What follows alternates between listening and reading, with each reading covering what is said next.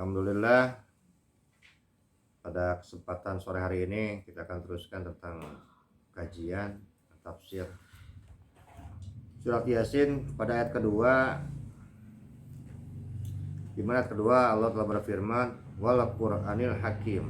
Lafaz Al-Qur'annya sudah kita bahas, belum kita ringkas dalam 3 kali pertemuan, dan pada sore hari ini kita akan bahas tentang lafaz Al-Hakim. Apabila kita melihat dalam terjemahan, kita akan melihat kalimat wal Qur'anil Hakim adalah Al-Quran yang memiliki hikmah, yang memiliki kebijaksanaan. Jadi Al-Quran memiliki hukum-hukum yang bersifat kebijakan, bersifat bijaksana, di mana sangat banyak dalam Al-Quran hukum-hukum yang bersifat humanity, kemanusiaan. Oleh karena itu Allah disebut sebagai Al-Hakim. Jadi Tuhan yang memiliki rasa kebijaksanaan, kemanusiaan yang sangat besar. Dan orang yang mempelajari Al-Quran, dia pun harus tersifati dengan sifat-sifat Allah yang memiliki kemanusiaan, memiliki kebijaksanaan yang besar. Di dalam kebijaksanaan tersebut, banyak terdapat hukum-hukum yang sifatnya elastis, hukum-hukum yang sifatnya sekarang bisa dipergunakan dalam berbagai masa. Al-Hakim ini tidak bersifat kasar, ekstrim, dan sebagainya. Dalam bahasa tasawuf, Al-Hakim ini adalah sebuah pengajaran dan metode disebut dengan ihsan. Jadi ketika seseorang sekarang mengajarkan hukum-hukum agama Islam, syariat lebih khusus, dia tidak memiliki sifat Al-Hakim, maka ini adalah sesuatu yang merupakan sebuah kesalahan. Maka akan muncullah sifat-sifat yang keras, sifat-sifat sekarang yang memihak kepada pendapat diri sendiri atau kelompoknya, kemudian mengabaikan pendapat sekarang mazhab yang lain atau kelompok yang lain. Jadi sangat keliru ketika seseorang mengajarkan Al-Quran, dia harus memiliki sifat Al-Hakim. Karena dalam surat ini kita sudah bahas, Yasin itu Nabi Muhammad, Al-Quran adalah Nabi Muhammad yang berjalan, dan Al-Hakim itu sendiri adalah Nabi Muhammad. Jadi mustahil Nabi Muhammad SAW tidak memiliki sifat Al-Hakim ketika menyampaikan hukum-hukum yang berkenaan dengan tataran syariat. Disinilah peran Nabi Muhammad SAW. Oleh karena itu bahasa ihsan Nabi Muhammad itu tidak pernah terputus. Minal awalin il akhir. Makanya Allah sambungkan dalam kitab At-Taubah, laqad ja'akum rasulun min anfusikum azizun alima anitum harisun alaikum bil mu'minina raufur rahim. Inilah yang disebut dengan Al-Hakim sebetulnya. Jadi sangat kompleks kalau kita ingin membahas lafaz Al-Hakim. Jadi kembali lagi, untuk orang-orang sekarang yang mengajarkan syariat, mengajarkan agama Islam, wabil khusus kalau kita perinci yang mengajarkan sekarang ilmu fikih, siapa saja yang tidak memiliki sifat Al-Hakim, dia akan lebih mudah untuk menyalahkan pendapat orang lain, akan lebih mudah untuk mengklaim pendapatnya saja yang benar dan orang lain yang salah. Mereka akan dengan bangga mengatakan inilah kebenaran, jadi dianggap orang lain pun tidak memiliki kebenaran. Nah, kelompok-kelompok ini di zaman Kanjeng Nabi sudah muncul, jadi kita tidak perlu kaget, ya kan begitu. Nah sekarang kelompok-kelompok ini terus subur karena memang dimodalin oleh para politikus. Dan sekarang alhamdulillah di Indonesia gerakan anti Wahabi sudah sangat banyak sekali, termasuk penolakan kemarin di NTB, penolakan masjid dan sebagainya. Jadi gerakan Salafi Wahabi yang memang menjadi cicit, yang menjadi cucunya dari gerakan Khawarij yang dulu pernah muncul zaman Kanjeng Nabi. Mereka kalau kita lihat dalam sejarah adalah sebuah kelompok yang memang tidak memiliki sifat Al-Hakim dalam menyampaikan dakwah bil Islam. Sehingga yang muncul adalah kekerasan, pedang, pertumpahan darah. Mereka bukan tidak pernah mengislamkan orang-orang Islam, tapi jauh lebih banyak mereka mengkafirkan orang-orang Muslim. Ini jadi masalah. Kita pun sering mendengar beberapa penceramah seperti Zakir Naik. Berapa ribu orang sekarang masuk Islam, tapi dia mensyirikan orang-orang yang bertawasul, orang-orang yang berziarah kubur. Jadi jauh lebih banyak orang-orang yang dikafirkan daripada dia memasukkan orang-orang kafir ke dalam Muslim. Ini jadi bertolak belakang dengan sifat Al-Hakim itu sendiri. Kenapa? Jawabannya karena salah guru. Guru memiliki peran yang sangat penting. Semua berasal dari guru. Ketika guru kita benar, insya Allah kita akan benar. Terus tinggal sekarang pengamalannya, pemahamannya. Tapi kalau guru kita sudah salah, kita sulit akan mendapatkan sekarang ilmu-ilmu yang benar.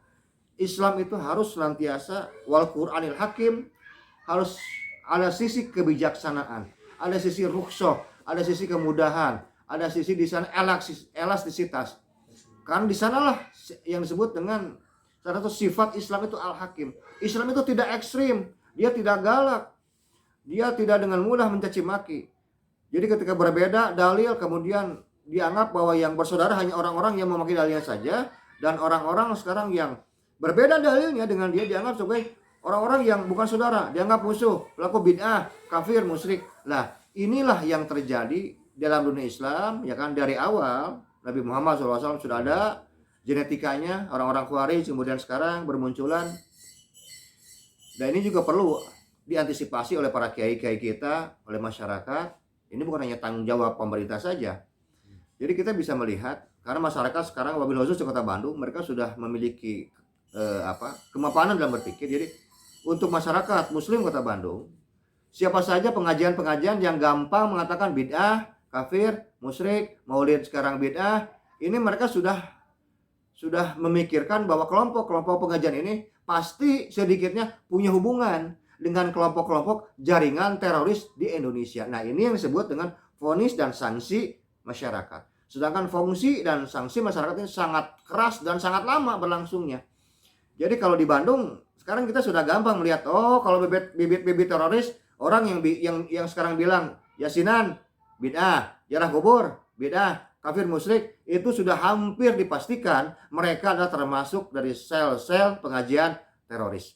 Jadi kita bicara fakta. Jadi ini bukan ngarang, bukan fitnah, ini karena fakta. Karena teroris yang menghalalkan darah-darah kaum muslimin semua dimulai dari pengajian yang mengatakan yasinan bid'ah, tahlilan bid'ah, ziarah kubur itu haram, musyrik. Semua berawal dari sana. Kalau kita termasuk orang yang sering membaca kitab-kitab, literatur para ulama salaf. Andaikan kita termasuk orang yang malas, ya sudah ikut saja dengan orang-orang yang memang sering membaca dan banyak hafalannya. Jadi banyak hafalan di sini bukan banyak hafalan Al-Qur'an tapi tidak paham. Bukan sekarang banyak hafalan hadis tidak paham, karena tidak sedikit orang yang banyak hafalan Al-Qur'an dan hadis tidak paham maksud sebenarnya dari Quran dan hadis itu sendiri.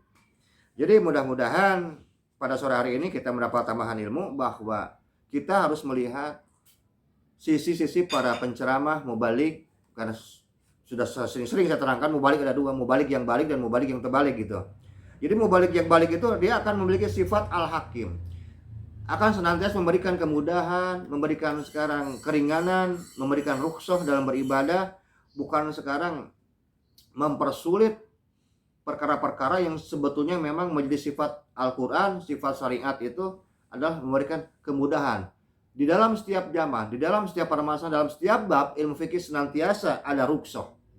Oleh karena itu sangat berbangga kita sebagai orang-orang muslim yang moderat menjalankan agama ini dengan ringan, tidak terbawa arus wahabisme yang begitu keras, dengan mudah menyalahkan ibadah orang lain, dengan mudah menyerang pemerintah, mengatasnamakan mazhab Hambali. Padahal kita baca sejarah secara nyata bahwa orang-orang pengikut Salafi Wahabi ini mereka adalah orang-orang yang mengubah, yang merubah dan merusak ajaran Imam Ahmad bin Hambal. Jadi sejatinya orang-orang Salafi Wahabi adalah orang-orang yang berpura-pura bermadzhab Imam Ahmad bin Hambal. Padahal kita tahu bahwa mereka bermadzhab Mujasimah. Mereka adalah orang-orang yang memposturisasi Allah ini bisa diwujudkan dalam seperti bentuk manusia. Allah punya rambut, punya lidah, punya mata. Allah punya kaki, pakai tarumpah lah ini. Jadi mereka bersembunyi di balik kebesaran dan keagungan nama Imam Ahmad bin Hambal. Pada sejatinya mereka bukanlah bermadzhab Ahlussunnah berjamaah, apalagi mereka bermadzhab salaf. Salaf itu yang terdahulu. Tidak ada. Insya Allah dalam lain waktu kita akan bahas, kita akan detilkan apa yang disebut dengan madzhab salaf. Jadi kita akan buka kebohongan orang-orang Wahabi yang mengatasnamakan adalah madzhab salaf, padahal tidak ada. Ajaran madzhab salaf tidak sebagaimana yang mereka sampaikan, yang sebagaimana mereka dengar. Mereka kerjanya hanya menipu masyarakat, hanya menipu kaum muslimin agar mengikuti sekarang pengajian mereka. Apalagi sekarang sudah mulai dekat dengan Pilpres. Bahkan tadi sore saya sudah mulai ditelepon oleh salah satu cawapres yang ingin bertemu. Jadi saya ingin sampaikan juga hal ini, bahwa beberapa sekarang tokoh-tokoh yang bergerak dalam politik, wabil khusus akan mengikuti capres dan cawapres, sekarang sudah mulai bergerilya.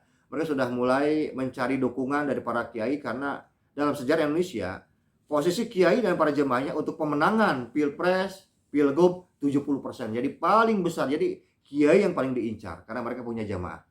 Oleh karena itu sekali lagi kita cukup untuk berhati-hati, menjaga kedaulatan NKRI, bersatu, berpegang teguh tetap menjaga Bhinneka Tunggal Ika, dan kita pun harus tetap waspada melihat, membuka mata telinga tentang gerakan-gerakan ormas-ormas terlarang yang sekarang banyak merubah nama, banyak bermunculan dengan mengatasnamakan Islam, Al-Quran, apa segala macam.